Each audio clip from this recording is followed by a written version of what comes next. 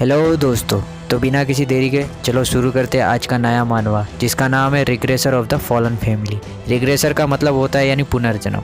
मैं एक पहले शॉर्ट इंट्रोडक्शन दे देता हूँ इस मानवा का, जहाँ पे हमारा जो मेन कैरेक्टर है वो किसी कारणवश मर जाता है और वो अपनी ज़िंदगी में वापस पिछले यानी कि भूतकाल में पास्ट में चला जाता है और उसके पास सारी की सारी नॉलेज होती है फ्यूचर की। यानी अगर तुम अब समझ लो तुम अभी 2023 में हो या 24 में हो और अगर तुमको वापस 2002 में भेज दिया जाए तो तुम्हारे पास पूरी की पूरी नॉलेज हो गई कि आगे 10 सालों में या 20 सालों में क्या होने वाला है। अब वो इस नॉलेज का यानी कि फ्यूचर की नॉलेज का किस तरह से यूज़ करेगा, तो उसके लिए जानने के लिए आप ये मानवा को देख सकते हो। चैप्टर के शुरुआत में बहुत ही अच्छा और सुंदर सा राज्य यानी कि साम्राज्य दिखाया गया है, जिसका नाम है एरिस एम्पायर।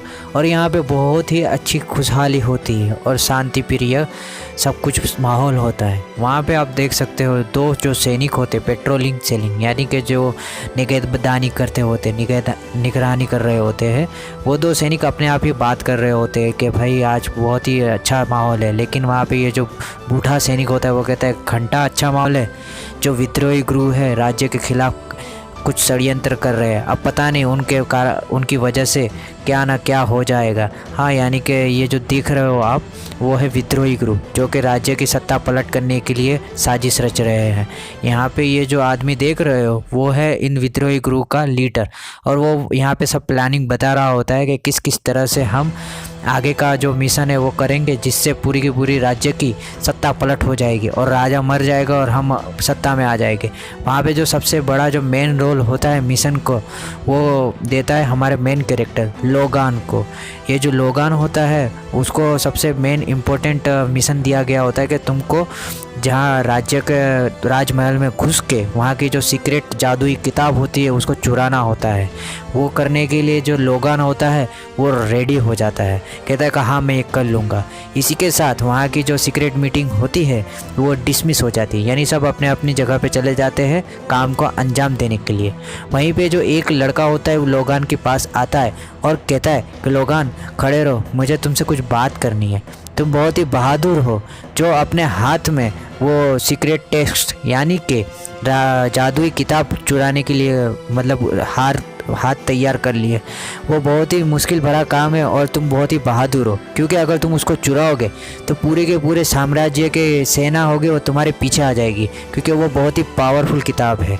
और वहाँ पे हमारा जो लोगान कहता है कि तुम बात तो सही कह रहे हो, क्योंकि उसके अंदर जादुई चीज़ें हैं जो कि बहुत ताकत दे सकती है मुझे, लेकिन मैं ये सब चीज़ें कर रहा हूँ बदले के लिए। अब ये इस बदले के बारे में ये लोगान किस बदले के बारे में कह रहा है, उसके लिए आपको थोड़ा पास्ट में जाना पड़ेगा। यहाँ पे जो देख रहे हो वो हो उसके पास्ट की मेमोरी, जहाँ पे वो अचानक से गिर जाता है। यानी कि ये जो गिर रहा हुआ है वो है हमारा लोगान, और जो जिसने उसको गिराया यानी तलवार की वार से, ये जो तलवार है वो असल वाली तलवार नहीं है, वो असल में लकड़ी की बनी हुई है। वो है लोगान का भाई रोनान, यहाँ तो रोनिन, तुम जो कहना चाहो कह सकते हो। ये जो रोनान होता है वो उसको भाई को हरा देता है, यानी सिंपल स्पार यानी ड्यूअल में, जैसे हम पीवीपी करते हैं पबजी में वैसे। और वहाँ पे जो अगला सीन दिखाया गया होता है, वहाँ पे एक आदमी कह रहा है कि तुमने जहर का इस्तेमाल किया है अपने भाई के अगेंस्ट में। तो ये जो आदमी चिल्ला रहा होता है वो और कोई नहीं, लोगान और रोनान का पप्पा होता है, यानी कि उसके डैड होते हैं, जो कि लोगान के साथ बहुत ही डिसअपॉइंटेड है, क्योंकि एक हारने की वजह से अपना बड़ा भाई अपने छोटे भाई के जहर देने की कोशिश करता है। ये बहुत ही मतलब शर्मनाक बात है। तो इसी के बारे में जो गुस्सा होके जो लोगान के डैड होते हैं वो कहते हैं कि लोगान तुम निकल जाओ, तुम ये मेरे ख़ानदान में रहने के लायक नहीं हो, अब तुम मेरे लड़के नहीं हो। और उसी के साथ वहाँ पे लोगान जो होता है अपने फैमिली से निष्कासित कर दिया जाता है, यानी कि लोगान के जो डैड होते हैं मुखिया होते हैं घर के, उन्होंने उसको निकाल दिया। अब लोगान होता है वो अपनी ज़िंदगी में आगे बढ़ता रहता है, यानी कि अगले 10 सालों में वो बहुत कुछ करता है, सेना में जुड़ जाता है, सेना में लड़ता है, और इसी के साथ उसके 10 साल चले जाते देखते। लेकिन इन 10 सालों में उसको एक चीज़ का रियलाइजेशन होता है, यानी पछतावा होता है कि उसने जो किया था अपने भाई के साथ वो असल में गलत था, जो कि उसको नहीं करना चाहिए था। लेकिन जब वो माफ़ी मांगने के लिए अपने घर जाता है तब देखता है कि उसका पूरा का पूरा जो घर होता है, यानी कि पूरा का पूरा जो ख़ानदान वाला फैमिली हाउस होता है वो जल रहा होता है। और ये काम किया होता है राज घराने वालों ने। जहाँ पे अगला सीन होता है शिफ्ट होता है और लोगान कहीं जाते हुए दिखता है। वहीं पे दो लड़कियाँ आपस में बात कर रही होती है कि तुमने सुना आज बीच चौराहे में किसी को सर कलम कर दिया जा रहा है। तो वो कह रहा कौन है वो? तो तुम्हें पता नहीं, वो असल में जो फैमिली डिस्ट्रॉय हुई है, जलाया गया है, उसी का राजकुमार है रोनान। तो ये बात हमारा लोगान सुनता है और वहीं पे थम जाता है। वो अपने कदम वापस पीछे की तरफ मोड़ता है और फुल स्पीड में यानी कि पूरी रफ्तार के साथ दौड़ने लगता है बीच चौराहे की तरफ, यानी कि जो शहर का बीच चौराहा होता है वहाँ पे, जहाँ पे रोनान को सर कलम करने के लिए ले जाए जा रहे होते हैं। लेकिन लोगान पहुँच पाए उससे पहले उसका भाई का जो सर होता है वो कलम कर दिया गया होता है। ये देख के लोगान बहुत ही पछता रहा होता है और दुखी होता है। वहाँ पे ये जो एक सोल्जर होता है वो लोगान का भाई का जो सर होता है वो हाथ में उठा कर कह रहा होता है कि जो भी राजगृह के विरुद्ध जाएगा यानी राजद्रोह करेगा उसके यही हाल होगा। वहाँ पे सभी के सभी लोग होते हैं वो बहुत ही खुश होते हैं कि हाँ सही किया तुम लोगों ने। वहाँ पे रोनान जो होता है यानी रोनान का भाई लोगान वो बहुत ही रो रहा होता है और कह रहा है कि जब मैं माफ़ी मांगने वाला था तभी मेरे भाई का कत्ल कर दिया तुम लोगों ने, मैं तुमको नहीं छोड़ूंगा। तो हाँ यही था लोगान का मेन रीज़न यानी कि रीज़न जो रिवेंज के लिए। वहीं पे जो अगला सीन होता है वो होता है राजमहल का, जहाँ पे सैनिक बोल रहा होता है कि पकड़ो पकड़ो इसको, जो राजमहल के अंदर आ चुका है, घुसपैठिए को पकड़ो। वहाँ पे जो ये देख रहे हो कि लोगान जो होता है सीक्रेट टेक्स्ट यानी कि जादुई किताब को चुराने के लिए राजमहल के अंदर घुस गया होता है और चुरा लिया होता है और भाग रहा होता है सैनिकों से। लेकिन वहीं पे सामने एक दीवार दिख रही होती है वो आगे जाने के लिए कोई रास्ता नहीं होता। वहीं पे एक जो सिपाही होता है वो उसको पकड़ लेता है यानी कि के करीब आ गया होता है और तलवार निकाल के उसको मारने के लिए जा रहा होता है। लेकिन जो लोगान होता है वो अपनी तलवार से अपोनेंट के तलवार को रोक देता है और पूरी ताकत के साथ वो अपोनेंट की तलवार को फेंक देता है, उठा देता है और जो रोनान होता है मतलब लोगान वो पलटवार करता है और उसी के साथ पूरा जो सामने वाला जो सिपाही होता है उसके गर्दन पे वार होता है और वहीं पे वो मर जाता है। ये देख के जो पीछे खड़ा हुआ जो सिपाही होता है वो भी आगे आता है मारने के लिए, लेकिन वो आए उससे पहले ही जो लोगान होता है बहुत ही तेज़ी से दूसरे सिपाही की तरफ जाता है और तलवार जो होता है वो भी उसके गले में डाल देता है, यानी कि भाई ये कोई चांस नहीं देना चाहता कि सैनिक उसको वापस से मारे। वहीं पे तीसरा जो सिपाही होता है वो पीछे से हमला कर रहा होता है, जहाँ पे लोगान होता है थोड़ा कस में होता है और लेकिन वो मैनेज कर लेता है किसी भी तरह काउंटर करने के लिए और उसी के साथ वो जो तीसरा सिपाही होता है उसको भी मार देता है वो।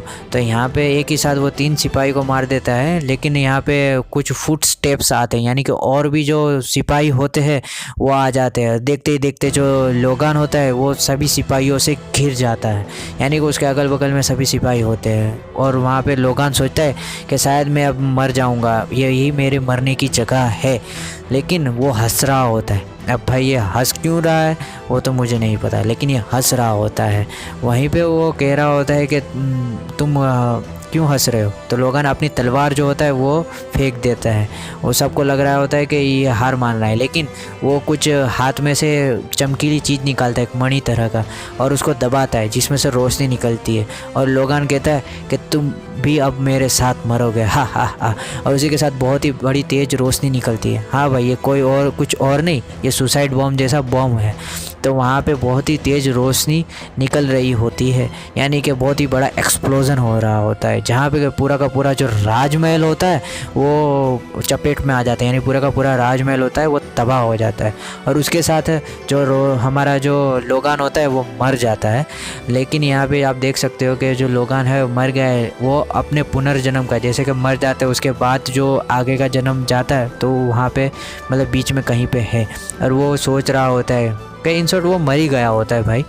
लेकिन वो सोच रहा था काश मैं अपने है ना जो फैमिली है वो मरने के बाद मिलूँ, यानी कि स्वर्ग या नरक कहीं पे भी, तो मैं उनसे माफ़ी मांगना चाहूँगा हर चीज़ के लिए जो मैंने की है। बस मेरी अपनी फैमिली को मैं बस मिल जाऊँ। वहीं पे जो अचानक अगला जो सीन होता है, वहाँ पे जो लोगान होता है वो खड़ा होता है और उसके सिर में बहुत ही बड़ी चोट लगी हुई होती है और उसका सर दुख रहा होता है। तो वो कह रहा है कि भाई मेरा सर इतना दर्द क्यों कर रहा है। फिर उसको अचानक से ख्याल आता है, कह रहे भाई मैं तो मर गया था ना, मैं अभी जिंदा कैसे हूँ। तो वहाँ पे वो अगल बगल में दिखता है और एक आदमी आता है और कहता है कि मालिक आप ठीक हो ना। तो वहाँ पे ये जो रोनान का भाई लोगान होता है वो थोड़ा देख रहा होता है कि भाई तुम तो कौन हो, मेरे को तुमको जानता नहीं हूँ। फिर उसको याद आता है कि अरे रिक्की, तुम रिक्की हो ना, तुम मर नहीं गए थे। तो वहाँ पे उसको याद आता है कि रिक्की तो जो होता है वो 30 साल पहले मर चुका होता है। तो वो कहता है कि तुम मर नहीं गए थे। वहाँ पे जो इसका जो रिक्की होता है यानी कि नौकर, वो थोड़ा चौंक जाता है कि मालिक तुम मुझे मारना क्यों चाहते हो। तो वहाँ पे वो बुलाता है कि भाई डॉक्टर जल्दी आओ, कोई डॉक्टर को बुलाओ, मालिक के सिर पे लगने की वजह से वो बहुत कुछ चीज़ें भूल गए, जाओ जल्दी से बुलाओ, डॉक्टर को बुलाओ। वहाँ पे जो लोगान होता है वो खिड़की की तरफ देखता है, यानी खिड़की से बाहर झांकता है। वहाँ पे उसकी फैमिली के जो मेंबर्स होते हैं वो अंदर ही अंदर मतलब प्रैक्टिस कर रहे होते हैं तलवारबाजी की और इसकी। तो वो कह रहा है कि ये कोई सपना तो नहीं है ना, वो अपने आप को ही बोल रहा होता है कि ये कुछ सपना तो नहीं। तो हाँ भाई, ये और कुछ सपना नहीं है, बल्कि ये अपने पिछली ज़िंदगी में यानी कि पास्ट में वापस रिटर्न हो चुका है। वहाँ पे दरवाज़ा खुलता है और उसका भाई, छोटा भाई रोनान अंदर आता है और कहता है कि बड़े भाई आप ठीक हो ना, मेरी वजह से आपको ज़्यादा लगा तो नहीं है ना। वो ही बोलते बोलते जो रोनान होता है वो थोड़ा कपाते हुए, डरते हुए आगे आता है, क्योंकि उसको अपने बड़े भाई के लिए प्रत्येक प्यार है, प्रेम है। तो ये देखते हुए जो लोगान होता है वो थोड़ा चौंक जाता है कि ये भाई पहले हो चुका है ना, यानी कि ये जो सभी के सभी जो चीज़ें हैं वो ऑलरेडी हो चुके पास्ट में। तो ये कुछ पास्ट नहीं है, यानी कि पास्ट में पहले भूतकाल में उसने एक बार जब ये सेम सीन रिपीट हुआ था, तब लोगान ने उसको कहा था कि अपनी शक्ल मुझे दोबारा मत दिखाना, तुम्हारी वजह से मैं पूरे फैमिली के सामने शर्मिंदा हो गया हूँ। तो उसके बाद लोगान का भाई होता है रोनान, उसने कभी अपना मतलब शक्ल नहीं दिखाई उसको। लेकिन यहाँ पे है ना, जो हम रिटर्न आते हैं यानी कि पास्ट में, प्रेजेंट में, तो वहाँ पे हमारा जो लोगान होता है उसका सर बहुत दर्द कर रहा होता है और ये देख के रोनान उसके आगे बढ़ता है उसके पास मिलने के लिए। वहाँ पे जो लोगान होता है वो कहता है कि आने दो नौकर, आने दो उसको मेरे पास, मेरा भाई है वो। तो यही सुन के जो रोनान होता है वो खुश होता है, क्योंकि आज से कभी भी पहले मतलब लोगान ने यानी उसके बड़े भाई ने कभी भी इतनी इज्जत से उसको नहीं बुलाया। ये देख के जो हमारा बटलर यानी कि नौकर होता है वो भी थोड़ा कंफ्यूज हो जाता है कि भाई आज हमारे जो मालिक है वो इतने अच्छे बर्ताव क्यों कर रहे हैं। तो वहाँ पे रोनान कह रहा है कि भाई मैं अगली बार से ध्यान रखूँगा, तुमको चोट ना लगे। वहीं पे लोगान होता है वो कहता है कि कोई बात नहीं, और उसी के साथ वापस उसका जो सिर होता है वो बहुत ही तेज़ दर्द कर रहा होता है, क्योंकि भाई उसको चोट लगी है, ऑब्वियस बात है।